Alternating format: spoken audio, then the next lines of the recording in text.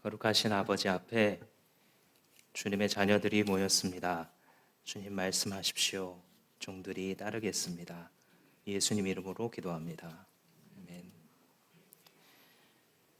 오늘 여러분들에게 천상의 언어 한마디 가르쳐 드리겠습니다. 헌신. 헌신. 이기심으로 똘똘 뭉쳐서 각자 살아가는 한 인간이 아주 중요하다 생각하는 어떤 사람을 위해서나 혹은 가치를 위해서 자기 자신을 바칠 수 있다. 그런 사람의 삶에서는 이 땅에서 찾아보기 힘든 하늘과 땅이 그 삶에서 만나는 복을 볼 수 있기에 헌신이라는 단어는, 그리고 그 개념은, 그러한 삶은 위로부터 주어지는 것입니다. 국어사전을 좀 찾아봤더니 사전적인 의미로 생각해 보자면 자신의 이해관계를 따지지 않고 몸과 마음을 바쳐서 힘을 다하는 것, 이렇게 정의를 하는데, 그 밑에 나와 있는 이제 이 사전들의 예문이 좀 눈에 들어왔습니다. 그리고 이 단어가 쓰일 때마다 뭔가 생각하게 되는 겁니다. 예문이 이랬습니다. 한없는 어머니의 헌신으로 그 아이의 병은 나았다. 남편은 거동이 불편한 아내를 10년 동안 헌신으로 시중 들었다. 김하사는 국가에 대한 헌신이라고 생각하고 소신대로 직책을 수행했다. 이해관계를 생각하는 게 본능적으로 너무나 당연한 건데, 결국은 살아가는 모든 영역이 give and take인데, 주면 받을 수 있는, 뭔가 얻을 수 있어야, 하다못해 부부도, 부모 자식도 기쁨과 보람이라도 주고받아야, 우리의 인생에 있어서 모든 것이 이해관계에 얽히지 않은 것이 솔직히 없는 것 같은데, 그러나 어떤 사람들에 의해서 헌신이 삶에서 보여질 때 바로 그 자리가 천상의 빛으로 빛나는 것이죠. 오늘 읽어주신 이 민수기의 본문이 바로 하나님께 헌신하는 사람들에 대해 설명하는 본문입니다. 이름하여 나실인. 오늘 우리 이 새 번역에는 나실 사람이라고 번역되어 있는데, 이것은 다름 아닌 하나님께 바쳐진 사람이라는 뜻을 가지고 있습니다. 이 나실인이라는 것은 번역 자체를 나지르라고 하는 히브리어를 그대로 음가대로 번역하려고 노력한 거예요. 한번 따라해 보시겠습니까? 나지르. 예, 아주 잘하시네요. 나지르. 이 명사는요, 동사에서 왔는데, 나자르라는 동사에서 왔는데, 요거는 분리해 놓는다는 뜻이에요. 분리해서 뭐 하냐면, 이거 나중에 귀하게 써야지 하고 이제 구별해서 따로 탁 찬장에 좋은 손님 오면 줘야지. 이게 이제 나자르입니다. 근데 이 이스라엘 사람들의 삶에서 언제 그렇게 구별하고 분리해 놓냐면, 하나님께 드리고 싶을 때, 그때 제일 많이 구별을 해 놓는 거예요. 그래서 이 어원에서 나지르, 하나님께 따로 구별되어서 드려진 사람, 이런 이름으로 쓰게 된 겁니다. 그런데 이 나지라는 이 단어에 한 가지 뜻이 더 있어요. 사람 말고 식물에 쓰입니다. 언제 쓰이냐면, 포도넝쿨이 막 이렇게 있는데 꺾지 않고 그대로 놓아둔 상태의 줄기, 그걸 나지르라고 부릅니다. 레위기에 보면, 얘들아 이제부터 너희들이 약속의 땅 가나안에 들어가게 될 텐데 거기서는 안식을 해야 된다라고 안식의 개념을 가르쳐줘요. 인간을 일주일 내내 일해도 좋다고 하면 아마 사람들은 자기를 죽일 거예요. 왜요? 탐욕 때문에. 빨리 부해지고 빨리 안정감을 찾고 싶은 마음 때문에 사람들은 몸이 부서질 때까지 멈추지 않을 거예요. 또 힘이 있는 사람들은 자기 아래에 있는 사람들이 죽을 때까지 일을 시키는 것을 멈추지 않을 거예요. 그와 같은 인간의 탐욕으로 인해서 자기도 남도 파멸시키는 것을 중단시키고자 안식일의 제도를 주님께서 허락하셨죠. 6일 동안 일하지만 하루 동안은 아무 일도 하지 말고 너네 집에 있는 종도 동물들도 아무 일도 시키지 말아라. 오직 나에게만 예배해라. 주님께서 이렇게 주기성을 주셨어요. 주님을 생각하는.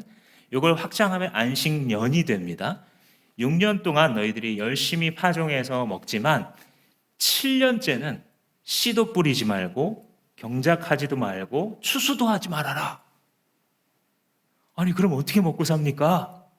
하나님이 6년 차에 먹고 살 수 있을 만큼의 충분한 수확을 주겠다.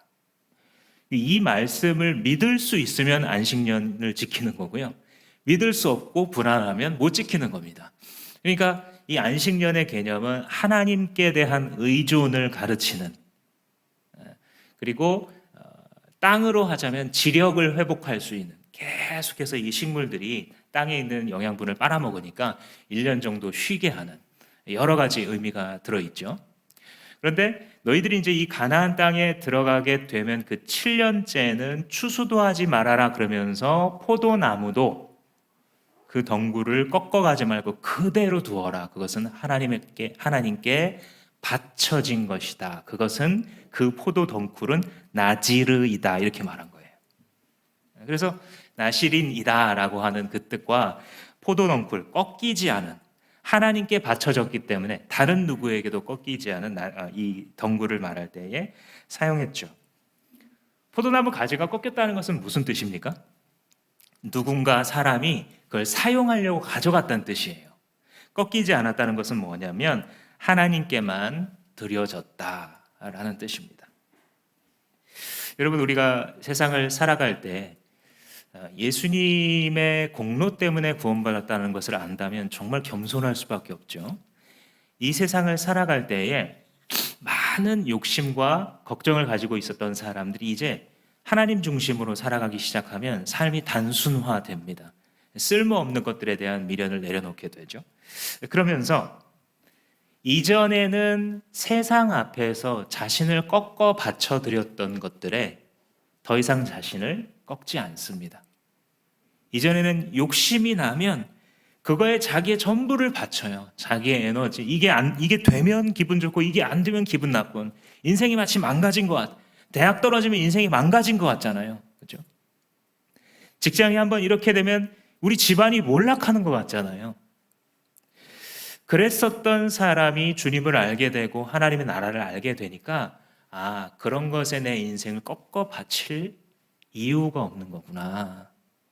나는 예수께서 주님의 피로 구분한 주님께 바쳐진 사람이구나 라는 것을 생각하게 될 때에 자기 자신을 꺾어 드리는 것은 오직 하나님께만 하게 되고 이 세상에 자기가 그동안 가치를 두었던 물질들과 사람들에 대하여는 더 이상 그렇게 하지를 않게 되는 것이죠.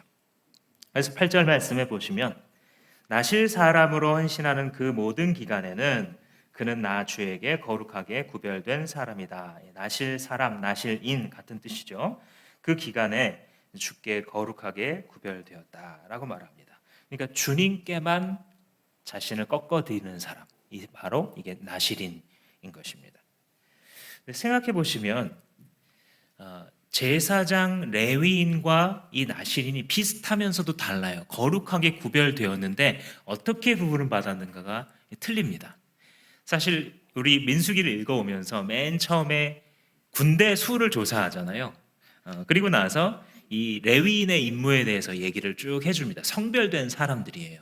그럼 마찬가지로 오늘도 이 나실인도 성별된 사람인데 레위인과 제사장은 혈통에 의해서 주어져요. 그죠? 레위 지파 너네들은 이거 해야 돼. 아론의 가문 너희들은 제사장이야. 이렇게 혈통에 의해서 그들에게 주어져서 공적인 영역에서 하나님께 구별되어서 쓰임받도록 하나님께 세우셨어요.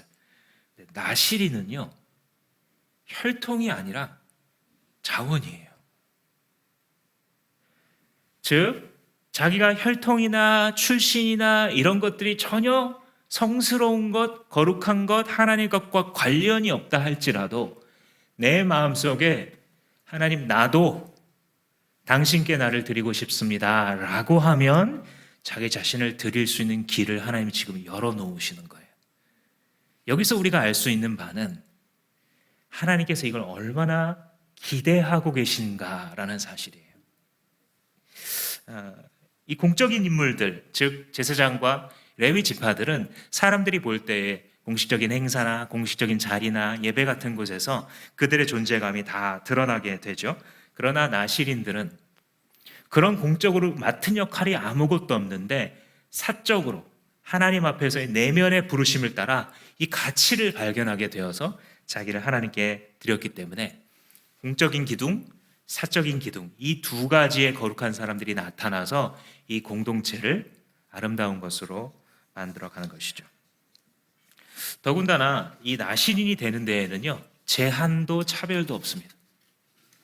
여인들도 나실인이 될 수 있었어요. 당시의 시대상을 생각해 보시면 엄청나게 파격적인 일입니다. 출신지도 묻지 않았어요. 삼손, 유명한 나실인은 이 삼손은 단지파 출신이었고 사무엘은 레위지파 출신이었어요. 나중에 세례 요한도 나실인이구나라는 것을 알 수 있는데 제사장 가문이죠. 그러니까 우리가 어디에서 비롯되어 있는지, 무엇을 갖고 있는지, 어떤 삶의 자리를 가까웠던지 간에 하나님을 만나게 되었을 때 하나님이 정말 살아계시는구나, 그분 앞에만 인생을 꺾어드리고 허무한 것들에 이제 내 인생을 꺾어 바치지 않겠다라고 하는 결단을 했을 때에 누구나 하나님께서 사용해 주셨다는 거죠. 저희 아이들이 이제 뭐 첫째가 대학에 들어가고 둘째가 이제 올해 고3이고 뭐 셋째가 이제 중학생이고 그런데 지난 세월을 생각해 보면 이 아이들을 보면서 아, 내가 저 나이 때 나도 저랬는데 이런 생각이 많이 들잖아요, 부모님들이. 제가 그 나이 때 너무 불안했거든요. 그리고 내가 뭐 잘할 수 있는 게 뭐가 있지? 아무것도 없는데. 진로에 대한 고민도 참 많았습니다. 근데 시간이 지나고 보면 하나님께서 결국 이제 목회자, 목양자의 길로 부르셨는데 그런 생각해요. 나는 유명한 사람도 아니고 아주 좋은 집안 출신도 아니고 재산이 있는 것도 아니고 그렇다고 막 특출나게 뭐 공부를 잘하거나 외모가 특출나게 뛰어나거나 그런 건 아닌데 한마디로 그냥 별 볼 일 없는 사람인데 하나님께 구별되었더니 내가 상상할 수 없는 결과들이 지난 삶의 세월 동안 맺혀졌어요, 열매로. 하나님께 헌신한다는 것이 참 비밀인 게 나 스스로는 별게 아닌데도 그 별거 아닌 인생이 주님 앞에 구별되어 드려졌을 때에는 대단한 열매가 맺히더란 말이죠. 하나님께서 이것을 너무 귀중하게 생각하시고 하나님께서 너무 대단하신 분이시기 때문에 그런 것 같습니다. 근데 그렇게 이제 구별되어 살아가는 나실인에게 세 가지 외적인 증표가 나타납니다. 하나는 음식, 두 번째는 용모, 세 번째는 행동. 이 세 가지를 통해서 저 사람이 구별된 사람이구나, 이게 보여지도록 하나님이 디자인하셨어요. 3절 말씀해 보시면 그는 포도주와 독한 술을 삼가야 한다, 이렇게 말을 해요. 왜 술을 삼가야 한다? 하나님께 구별된 나실인은 왜 술을 마시지 말라고 하셨을까? 왜냐하면 자연 만물을 하나님께서 만드신 것이고 발효의 과정이나 이런 것도 뭐 다른 데서 온 것이 아니라 주님이 자연 법칙에 두신 거거든요. 근데 왜 나실인에게는 포도주를, 술을 마시지 말라고 하셨을까? 생각해 보면 술 취하는 거 있잖아요. 그게 모든 육체적인 쾌락을 대표할 수 있어요, 사실. 그죠? 상당히 많은 범죄 그리고 실수가 어디서 시작되냐면 이 취에서 시작이 되죠. 그래서 주님 앞에 헌신된 사람이 삶을 살아가면서 실수할 수 있는 가능성조차도 제거하는 거예요. 그냥 술이 나빠서가 아니라 술 취할 수 있는 가능성. 내가 하나님께 성별된 사람으로 머리 길게 돌아다니고 있는데 하나님의 거룩하심을 드러내지 못할 가능성조차도 하지 않도록 하는 그런 하나님의 생각을 알 수 있어요. 4절에 가보면 포도나무에서 난 것은 어떤 것도 안 된다. 씨나 껍질도 안 된다. 아니, 누가 포도씨를 먹고 싶어 하는 사람이 어디 있을까 싶은 생각이 드는데요.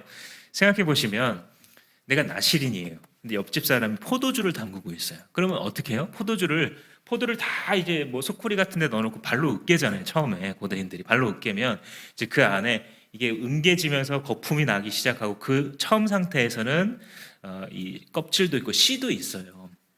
근데 삶을 살아가다 보면 포도 자체를 안 먹는다는 것은 되게 괴로운 일이에요. 이 사회에서. 포도는 정말 과일의 여왕이라 불리울만 하고요. 음료수로 먹어도 좋고 그냥 먹어도 좋고 이걸 음식해도 좋고 말려서 먹어도 좋고 뭐 다 좋은 게 포도인데, 이 포도를 끊는다고 생각하니까 내가, 그래 하나님, 제가 포도는 먹지 않지만 뭐 껍질 정도야 괜찮지 않습니까? 이럴 수 있잖아요. 예를 들면 마음의 생각이, 그리고 뭐 씨는 내가 좀 오물오물해도 되지 않겠어요?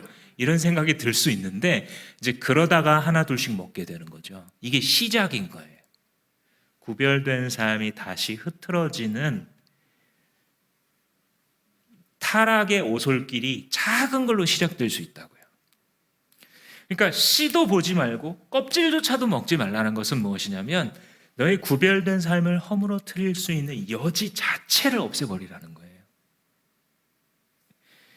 우리가 주님을 믿고 나서 처음에는 이게 그러한가 그러다가 나중에는 믿기로 결단하고, 그런데 또 남들처럼 신앙생활이 갑자기 신앙심이 막 생기는 건 아닐 수 있잖아요. 그러다 보니까 그냥 이제 왔다 갔다 하는데 어느 날 주님을 인격적으로 만나는 거예요. 이제, 그죠? 하나님 정말 살아계시는구나. 이거는 우연일 수가 없구나. 그 하나님이 날 정말 사랑하시는구나. 이게 이제 확신되는 순간이 있단 말이죠. 모든 참신자들이. 근데 이제 그러고 나서도 사실 우리가 얼마든지 경건했다가도 가장 파렴치한 인간이 될 수 있어요. 뉴스에 나오는 경우들이 다 그런 거예요. 처음부터 사기꾼이라기보다는 이 타락한 사람들이, 특히 기독교 지도자들이 초심은 좋았는데 가다 보니까 여지를 주기 시작하고 하나둘씩 거짓말하기 시작하고 하나둘씩 죄의 짝이 되다 보면 어느 순간 나라까지 떨어져 있는 거죠. 모든 지도자들이 그렇습니다. 그런데 주님을 믿는 사람들에게 주님께서 기대하시는 것이 무엇이냐면, 주님을 섬기는 이 기쁨, 누가 시킨 게 아니라 하나님, 내가 이제 주님을 위해서 살겠습니다라고 하는 이 인생관을 자기 것으로 만들 때에는 뒤도 돌아보지 말라는 거예요. 이제는 이 정도는 좀 괜찮지 않습니까? 오히려 그거를 박차고 네가 할 일을 하라는 거예요. 너에게 정말 중요한 것에 너 자신을 투자하라는 거예요. 너의 육체를 투자하고 너의 에너지를 투자하고 너의 시간을 투자하라는 것이죠. 예수님께서도 쟁기를 손에 잡고 뒤를 돌아보는 자는 하나님 나라에 합당하지 않다 그러셨잖아요. 여지 자체를 제거하는 것이 그 삶에 있어서 중요하다라는 것을 가르쳐 줍니다. 그러니까 이제 이 포도에 대한 가르침은 결국 무엇이냐면 음식이에요. 음식. 일상생활을 하는 거예요. 제사장처럼 남들이 드러나는 곳에서 스포트라이트를 받은 곳에서 거룩한 일상을 사는 게 아니라 남들이 다 하는 먹고 마시는 것 속에서 하나님을 드러내는 거예요. 왜요? 왜 안 드세요? 하나님 때문이에요. 왜요? 왜 그렇게 해야 돼요? 저는 주님께 헌신했기 때문이에요. 그냥 먹고 마시는 지극히 평범한 시간 속에서 하나님이 살아계시다는 사실이 자기의 삶을 통해 증언되는 방식. 그게 바로 나시린의 헌신이었던 거죠. 그는 이제 술을 마시지 않음으로써 더 이상 자기의 기쁨의 근원이 땅에 있지 않고 위에 있다라는 것을 보여줄 수 있는 거죠. 두 번째 증표는 뭐냐면 용모를 구별하는 거예요. 외모를 구별하는 거. 5절 말씀해 보시면, 그는 나실 사람으로 서원하고 헌신하는 그 모든 기간에 자기 머리를 삭도로 밀어서는 안 된다. 그러니까 이제 머리카락을 자르면 안 된다라는 거죠. 아까 자르지 않은 포도 덩쿨, 나지르 얘기를 했죠. 이게 외모적으로도 두 개가 이제 여기서 겹치는 거예요. 마치 자르지 않고 자기 마음대로 자라난 이 포도 덩쿨이 무성한 것처럼 나시린이 돌아다닐 때마다 제일 티나는 게 뭐예요? 긴 머리. 자르지 않으니까. 더군다나 뭐 짧게는 뭐 몇 달, 1년도 했을 거고 길게는 평생을 나시린으로 있었는데, 오래 하신 분들은 남자여도 머리가 긴 거죠. 그러니까 사람들이 나시린이구나 하고 바로 알 수 있는. 용모 자체를 봐도 저 사람이 바로 나시린이구나 라는 것을 알면 어떤 일이 벌어질까요? 다른 사람들은 저 사람 누구지 싶은데 그 동네에 나실인 자기 하나밖에 없거든요. 나쁜 짓을 못해요. 밤에 어스름하고 있는데 저 누구지 못 알아보는데 이 사람 머리 긴 거 보니까 정진명이구만. 바로 알아보니까 자기 스스로 행동을 이제 어떻게 하게 될까요? 조심하게 되겠죠? 보호되는 겁니다. 보호되는 거예요. 여러분, 신앙은 사실 드러내는 게 좋아요. 저도 이전에 내가 참 너무 기독교인인 거 티내고 막 이러면 괜히 교회 욕먹이고 내가 잘못 살 게 뻔한데 내가 별로 신앙에 실력이 없는데 차라리 그런 거 전혀 뭐 자동차에도 십자가 이런 것도 걸지 말고 주님께 욕먹이지 말자 이런 생각 가지고 있었던 적이 있었는데 요건 실패하는 선택이에요. 계속 그 자리에 남아있는 트랙이에요. 그게 반대가 뭐냐면요, 내가 믿음이 적어도 주님 의지하고 드러내는 거예요. 그리고 그 드러낸 것에 책임지는 거예요. 내가 여기서 지금 기독교인인 걸 드러냈는데 요거 조금 손해 안 보려고 치사하게 굴지 말아야지. 성공하는 트랙인 걸 아시겠죠? 그 행위와 그 생각과 그 선택들이 쌓이게 되면요, 존경스러운 길을 가는 거예요. 그 다음에 왜요? 왜 그렇게 하세요, 정 과장님? 제가 사실 하나님 믿거든요. 그죠? 승리할 수밖에 없는 길을 선택하는 거예요, 자꾸. 그죠? 그래서 용모를 구별한다라고 하는 것은 자기 삶의 형식을 조정하는 겁니다. 자기 삶의 형태가 기독교인임을, 나는 하나님 위해서 살아가고 내 인생의 꿈이 하나님의 꿈과 일치한다. 하나님의 꿈이 뭐예요? 사람들을 사랑해서 그들을 구원해서 자기 나라의 백성들, 주의 몸된 교회 공동체의 일부로 만드는 거잖아요. 그게 인생의 목적인 거죠.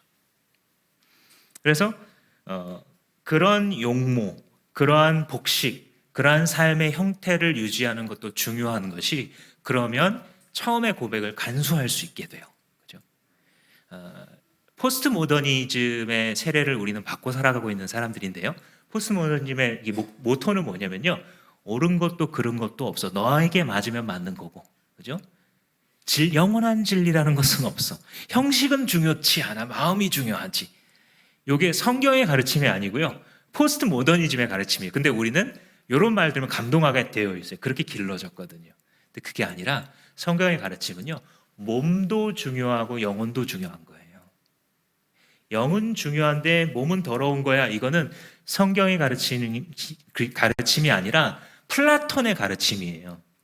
이 세대를 떠나서 저 이데아의 세계만 귀중한, 형 이상학만 중요하다. 형 이하학은 별로 중요한 게 아니야. 이거는 이교의 가르침이에요. 성경의 가르침이 아니고. 네, 그게 기독교의 가르침인 걸로 착각하고 있죠. 몸과 영혼이 다 중요하고요, 형식과 내용이 다 중요한 겁니다. 형식 속에 마음이 담기는 거예요. 마음이 있어야 형식을 유지해 가고 싶은 거예요. 우리가 누군가를 사랑하거나 누군가를 존귀히 여기거나 하나님을 예배할 때에도 마찬가지, 이 두 가지가 다 있어야 되는 것이죠. 그래서 잘리지 않은, 돌아다니는 이 나실인의 잘리지 않는 머리는 하나님께 구별된, 세상에 자기를 꺾어들이지 않는 사람인 것을 보여줍니다. 세 번째로는 행동을 구별하라 그러세요. 주님께서 6절 말씀에, 그는 나 주에게 헌신하기로 한 그 모든 기간에 죽은 사람에게 가까이 가서는 안 된다.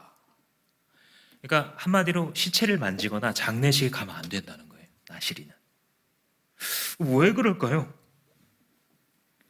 죽음이라는 것은 성경적으로 볼 때 죄의 결과예요. 그죠?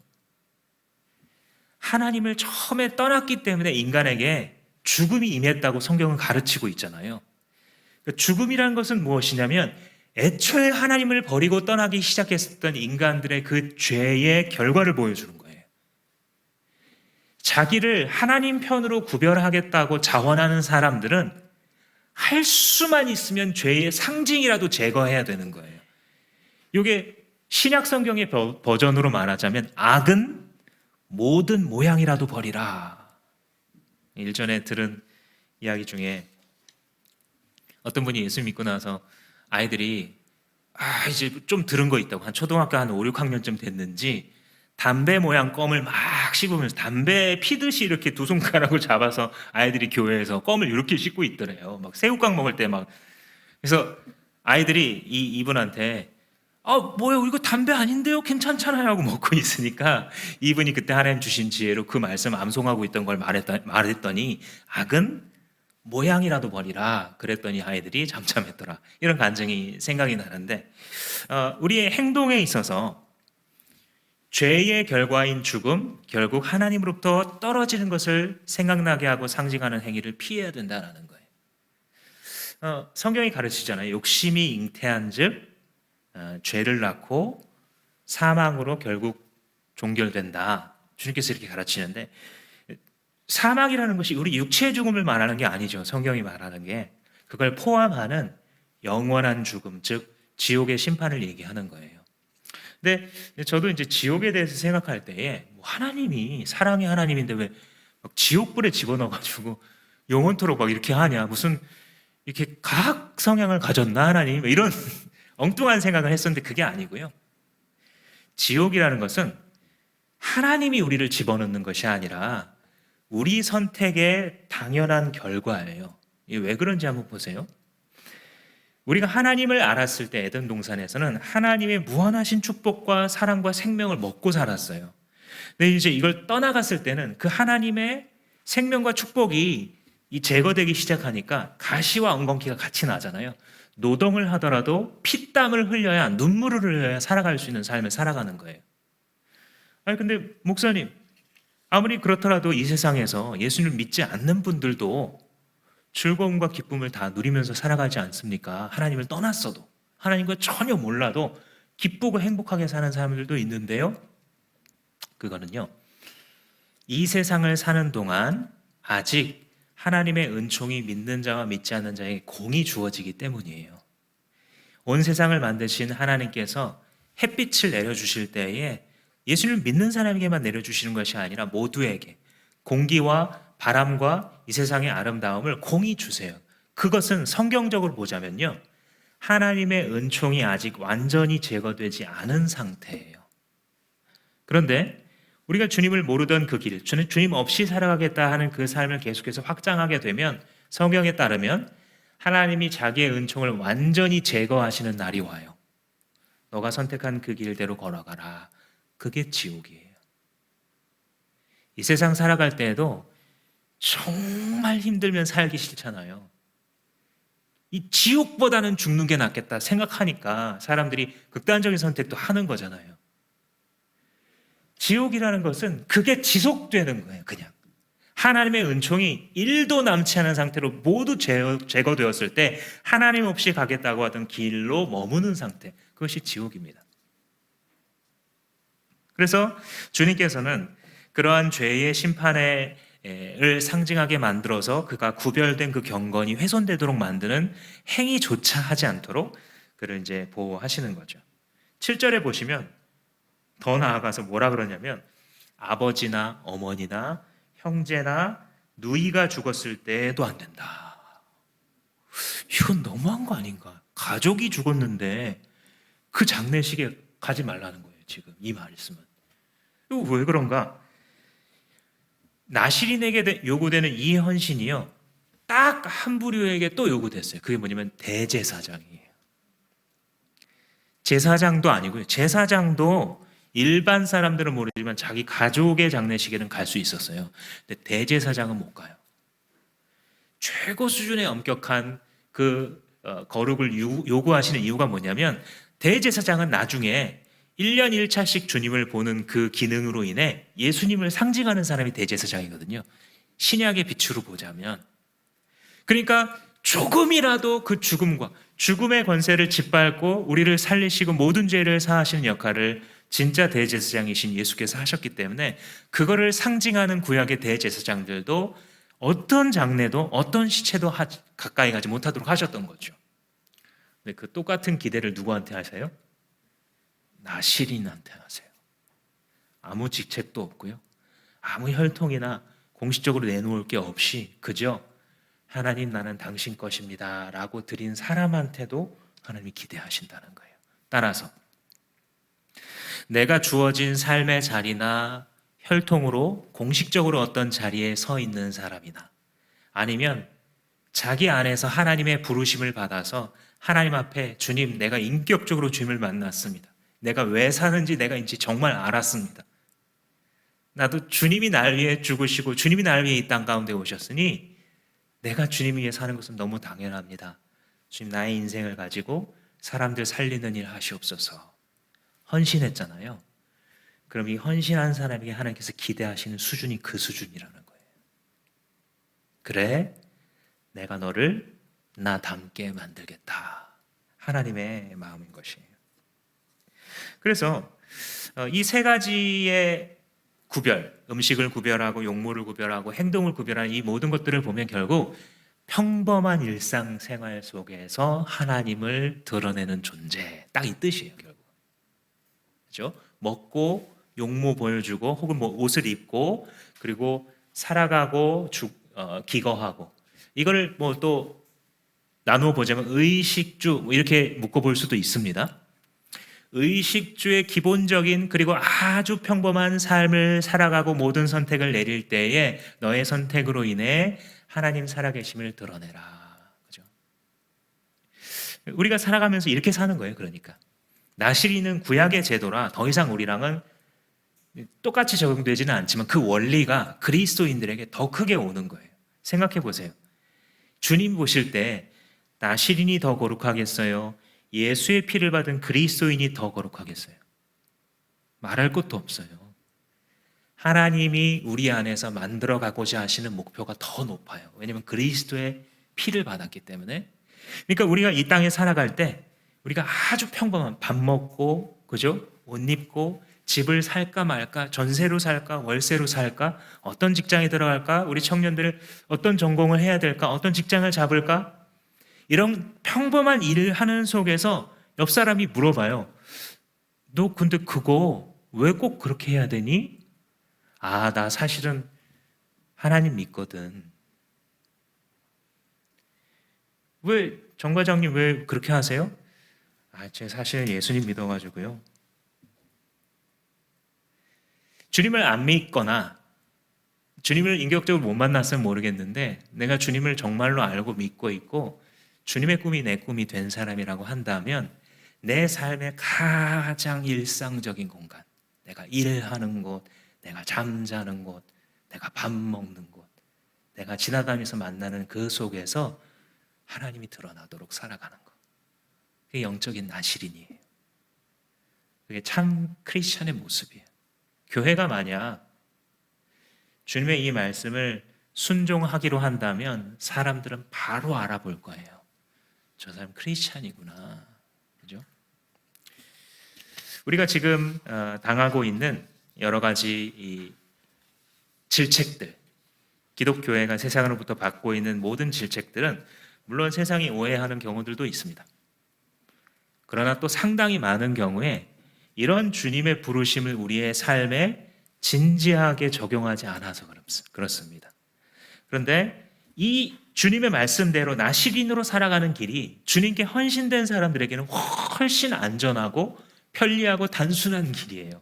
주님 원하시는 대로 의식주, 우리 일상생활에 평범하고 또 때로는 의미를 갖는 순간들마다 주님의 이름이 묻어날 수 있도록 노력하는 것. 그러면 삶 전체가 하나로 이렇게 통합이 됩니다. 아, 저 사람 예수쟁이구나. 그죠? 저 사람의 목표는 예수님의 목표와 같은 거구나. 이렇게 살아가는 것을 주님께서 기다리고 계십니다. 하나님께서 아모스 선지자를 통해서 어떤 말씀을 하신 적이 있냐면, 공의의 선지자인 이 아모스가 하나님을 대변하면서 말하기를, 얘들아, 내가 너희들 아들들 중에서, 너희들의 자식들 중에서 선지자도 일으키고 나시린도 일으킨 것을 너희들이 알고 있지? 그러면서 뭐라 그러시냐면, 그런데 너희들은 선지자들에게는 예언하지 말라 그러고 나시린에게는 술을 먹였도다, 이렇게 말씀하세요. 그 당시 사회가 얼마나 타락했으면 아모스 같은 선지자가 일어나서 오직 정의를 하수같이 흘릴지어다, 이런 예언을 하게 하셨는데 그 시대가 어두운 이유가 이거라는 거예요.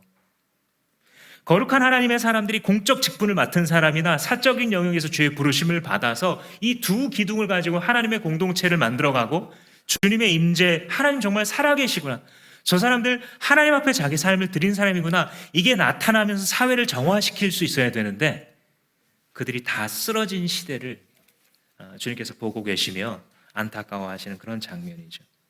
그런데 만약 우리 시대에도, 지금처럼 어두운 이 시대에도 영적인 나실인들이 일어난다면, 다른 어떤 세상에 자기를 꺾어드리지 않고 하나님께서 하고자 하시는 하나님의 거룩한 이름에 자기의 인생의 꽃을, 가장 귀중한 것을 꺾어드릴 수 있다면 그런 사람을 통해서 다시 하나님의 임재는 세상 앞에 드러나게 됩니다.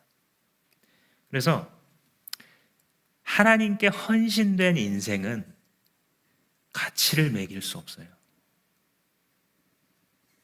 왜냐하면 하나님이 가치를 매길 수 없는 분이기 때문이에요. 그분 앞에 한 송이 꽃으로 꺾여 내어드린 인생의 아름다움은 말로 다 표현할 수 없어요.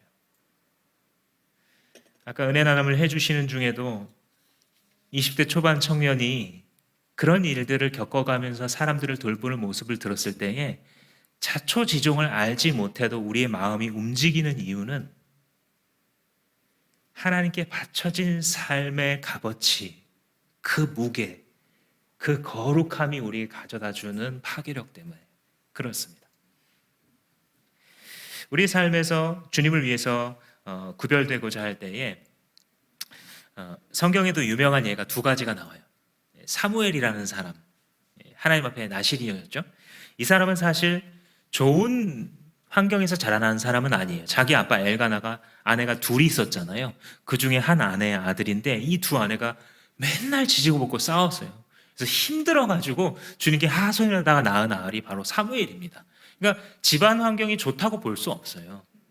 그리고 막상 맡겨졌던 그 제사장 엘리도 타락한 제사장의 대표잖아요. 눈이 어두워서 주님이 하시는 일을 알지 못하는. 거기서 자라났어요, 이 사무엘이. 근데 이 타락한 제사장 엘리가 한 가지 잘 가르쳐 준 게 있어요. 그게 뭐죠? 나중에 막 헤매다가 나 안 불렀어, 너 안 불렀어 그러다가 나중에 사무엘아, 한 번 더 누가 너를 내면에서 부르면 하나님이니까 주여 말씀하소서 종이 듣겠나이다 라고 대답해라. 요거 하나 잘 가르쳐 줬어요. 이게 사무엘의 삶의 모토가 됩니다. 나중에 어떻게 돼요? 사무엘 한 사람 때문에 이스라엘이 일어나잖아요. 한 사람이 하나님 앞에 정말로 바쳐지면요, 가정이 일어나요. 무너졌던 가정이 일어납니다. 지지고 볶고 원수가 되었던 가문이 다시 일어나요. 무너졌던 공동체가, 사회가, 한 나라가 일어나요. 반대로 이 삼손이라는 사람은 좀 더 많이 가진 사람이거든요. 이 사람은 힘이 센 거는 뭐 물론이거니와 삼손이 이 사자에 대해서 막 시를 쓰잖아요. 이게 대구법이 쫙쫙 맞는, 오늘날 힙합으로 말하자면 이 라임이 쫙쫙 맞는 시거든요. 그래서 신학자들이 이걸 읽으면서 머리 좋네 삼손, 이런 얘기 한다니까요. 문학 청년이에요, 삼손이. 그러니까 많은 걸 가진 사람이에요, 삼손이. 근데 이 나신이로 부름받은 삼손의 삶을 보면 아까 말했던 그 세 가지를 다 어기잖아요. 물론 삼손이 술을 마셨다라는 기록은 없어요. 근데 가만히 보면 간접 증거가 너무 명백한 게, 이 들릴라에게만 홀린 게 아니라 기생의 집에 또 가요. 그 기생의 집에서 잡니다. 그걸 여러 번 했다는 얘기인데 술이 없이, 그죠? 상식적으로 생각해 보세요. 들릴라 무릎에서 잠들어서 흔들었는데도 안 일어나요.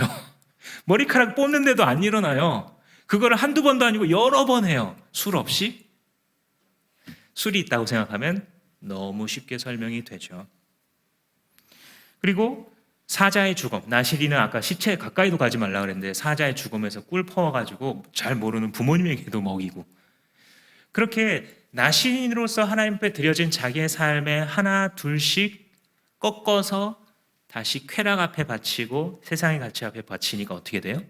남은 하나, 머리카락도 잘리잖아요, 나중에. 그죠? 삼손의 이 내면을 보면요, 이 성경에 보면 이건 지키고 싶어 했어요. 왜냐면 힘이 여기서 나오니까 머리카락은 안 잘려. 내가 나시린이라서 머리는 자르면 안 된다고 또 그래요. 들릴라한테. 근데 이미 무너져 버린 삶은 마지막 남은 그 하나까지도 다 빼앗기는 법이에요. 하나님께 바쳐진 이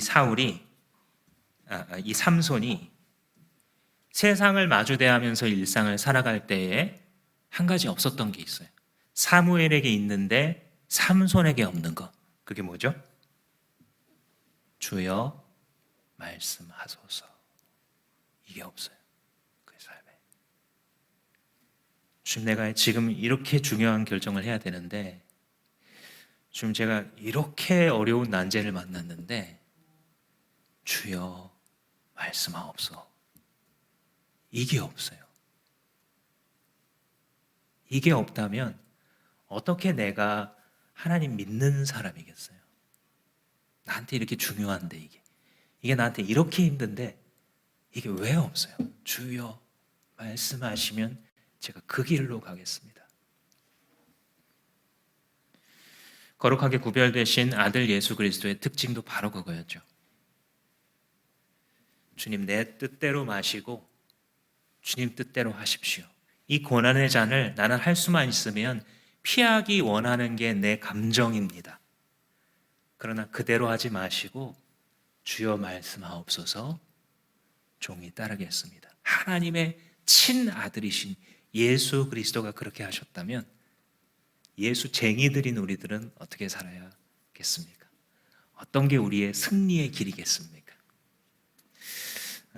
사랑하는 성도 여러분, 시편 기자의 말씀을 드리면서 말씀을 마무리하려고 합니다. 이 시편 기자가 나중에 예수님이 오시고 예수의 백성들이 태어나게 될 것에 대해서 예언하면서 이런 말씀을 남겼어요. 시편 110편에 주의 권능의 날에 주의 백성이 거룩한 옷을 입고 즐거이 헌신하니 새벽 이슬 같은 주의 청년들이 주께 나오는도다. 즐거이 자기 자신을 헌신한대요. 왜냐하면 발견한 거예요. 하늘을 발견한 거예요. 하늘의 그 보화를 발견했고 예수 그리스도라는 빼앗길 수 없는 보석을 그들이 만난 겁니다. 사랑하는 성도 여러분, 세상 앞에서 구별되어 살아가십시오. 그 구별로 하나님이 늘 증거되게 하십시오. 그러면 인생 잘 사는 겁니다. 우리를 왕 같은 제사장으로 부르신 주님 앞에서 이제는 세상의 그 어떤 것에도 내 삶의 노른자리를 꺾어 바치는 것이 아니라 하나님께만 나 자신을 드리고 하나님께서 하고자 하시는 인생의 일에만, 그 소명에만 나 자신을 꺾어 드릴 수 있는 거룩한 영적 나시린 참 크리스찬들 되시기를 주님의 이름으로 축복합니다. 잠깐 기도할 때에 주님께서 나에게 주신 말씀을 정직하게 고백하면서 기도하겠습니다.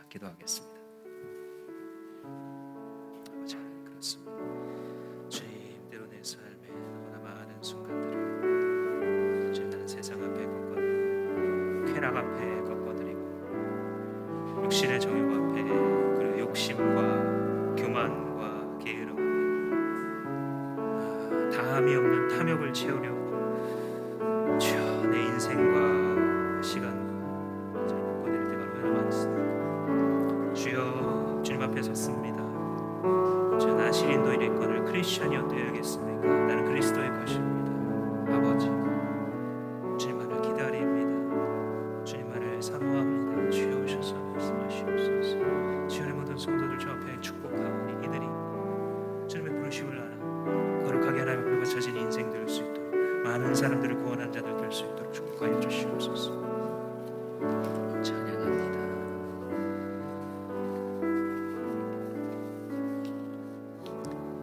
아버지 하나님, 주께서 가르치신 말씀의 뜻을 이해하며 감사와 찬송을 올려드립니다. 이 세상 앞에 거룩한 머리 잘리지 않게 하옵소서. 나 자신을 그 어떤 것에도 꺾어 주님 바치는 것이 아니라 오직 사랑하는 아버지 하나님께만 이 인생을 드릴 수 있게 하시고, 그런 인생 가지고 공동체를 살리며 죽어가는 많은 사람들을 건질 수 있도록 하나님 우리 인생을 사용하여 주시옵소서. 예수님 이름으로 기도합니다.